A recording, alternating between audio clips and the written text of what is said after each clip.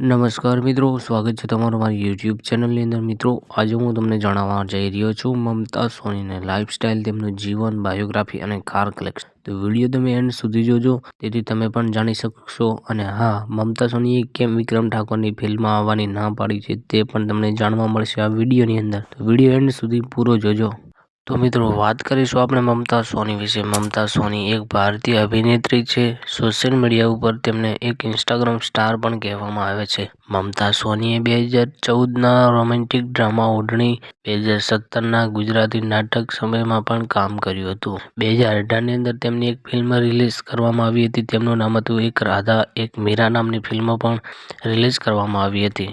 મમતા સોનીએ ઘણી ફિલ્મોમાં પણ કામ કર્યું છે. વિક્રમભાઈ સાથે પણ કામ કર્યું છે. વિક્રમ ઠાકોરની ઘણી ફિલ્મોમાં પણ મમતા સોનીએ રાધાનો રોલ કર્યો હતો. અત્યારે જાણવામાં મળી રહ્યું છે કે વિક્રમ ઠાકોરની કોઈ ફિલ્મોમાં હવે મમતા સોની આવશે નહીં, તેવું સોશિયલ મીડિયાના અનુસાર બધી માહિતી જાણવામાં મળી રહી છે.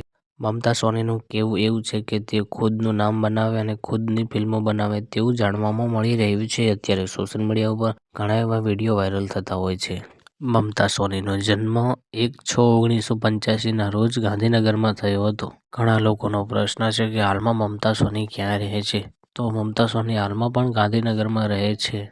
મમતા સોનીની ફેન ફોલોવિંગ લાખોની અંદર છે અને મમતા સોનીના ઘણા એવા ગીતો, તેઓ ફિલ્મો, તેઓ એક્ટર પણ છે. મમતા સોની મહિનાના કેટલા કમાય છે તેવો પણ ઘણા લોકોનો પ્રશ્ન હતો.